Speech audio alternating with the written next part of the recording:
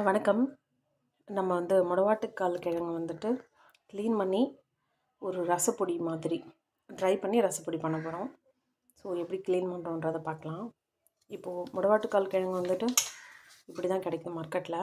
இதில் பார்த்திங்கன்னா நிறையா முடி மாதிரி, இங்கே பாருங்கள், முடி மாதிரி மெட்டீரியல்ஸ் இருக்குது. சரிங்களா?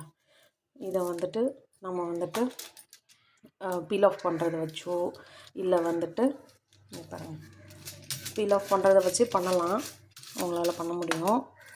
இல்லை கத்தியால் பண்ணுறதுனால பண்ணலாம். ஸோ நான் இது மாதிரி முடிச்சிட்டேன். ஃபுல்லாக முடிச்சுட்டு நான் இப்போ எல்லாத்தையும் எடுத்துகிட்ருக்கேன். ஒரு 3 kg நம்ம வாங்கினோம்.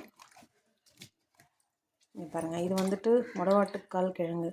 இந்த மாதிரி தண்ணியாக கிழங்கு பார்த்திங்கன்னா நீராட அந்த நீர் காய்கறி மாதிரி தான் இருக்குது. ஒரு இஞ்சி பதத்துக்கு தான் இருக்குது.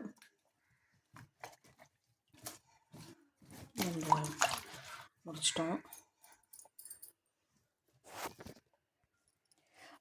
இன்னொன்று பாருங்கள், இந்த ஸ்டெம்மில் நல்ல ஒரு ஹார்டான ஒரு பார்ட் இருக்குது. இது ஒரு நம்ம மரக்கிளை இருக்குல்ல, அந்தளவுக்கு ஹார்டு இருக்குது. இது நம்மளாம் கையாலலாம் இது பண்ண முடியாது. கை இது இதில் இடிச்சுலாம் கொஞ்சம் அடிபட்டுருச்சு. ஸோ ரொம்ப ஹார்டாக இருக்குது. பார்க்க தான் தண்டு மாதிரி இருக்குது. பட் இதோட வேர் இது ஆக்சுவலி இது வேராக தான் இருக்கணும் போல். ரூட் மாதிரி சம்திங் இதில் டெவலப் ஆகுது. இது ரொம்ப ஹார்டாக இருக்குது.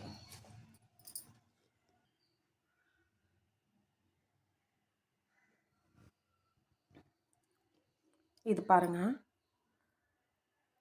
ஸோ இந்த வேர் மாதிரி இருக்கிறதே நம்ம எடுத்துகிட்டு தான் கட் பண்ண போகிறோம். இது அவ்வளோ ஹார்டாக இருக்குது. நம்ம முடவாட்டுக்கால் கிழங்கு கழுவிட்டு இந்த மாதிரி கொஞ்சம் ஈரலா துணியில் தொடச்சி எடுத்துட்டு ஓகேங்களா, கட் பண்ணிடலாம். எதுக்கு இது யூஸ் ஆகுது அப்படின்னு பார்த்திங்கன்னா, நமக்கு முட்டிக்கு நடுவில் இருக்க அந்த ஜவ்வில் இருக்க அந்த ஜெல்லு ரீப்ரொடியூஸ் ஆகிறதுக்கு இதுக்கு ரொம்ப யூஸ் ஆகுது. கால்சியம் டெஃபிஷியன்சி இருக்கவங்களுக்கு கால்சியம் ரீபில்ட் பண்ணுறதுக்கு இந்த முடவாட்டுக்கால் ரொம்ப யூஸ்ஃபுல்லாக இருக்குது. இந்த மாதிரி கட்டமாக இந்த வில்லைகளாக நம்ம கட் பண்ணிக்கலாம். ஏன்னா ட்ரையரில் போடக்குள்ளே கொஞ்சம் ஸ்லைஸாக இருந்தால் நல்லாயிருக்கும். முடிஞ்ச அளவுக்கு நம்ம சின்னதாக தான் பீஸ் ட்ரை பண்ணுறோம். மிஷினில் லோட் பண்ணியாச்சு ஃப்ரெண்ட்ஸ். ஆனால் கொஞ்சம் நிறைய எடுத்தது கட் பண்ணோம் இல்லையா, எல்லாமே ஆக்சிடைஸ் ஆகிடுச்சு. ஸோ மிஷின் நம்ம ஒரு 150 டிகிரி வச்சுட்டு நம்ம மிஷின் ஆன் பண்ணிடலாம். இங்கே பாருங்கள், 160 டிகிரியில் நம்ம மிஷின் ரன் பண்ணியாச்சு. நம்ம எந்தளவுக்கு வில்லையே போட்டோம், கையிலே ப்ரோக் ஆகுது பாருங்கள்,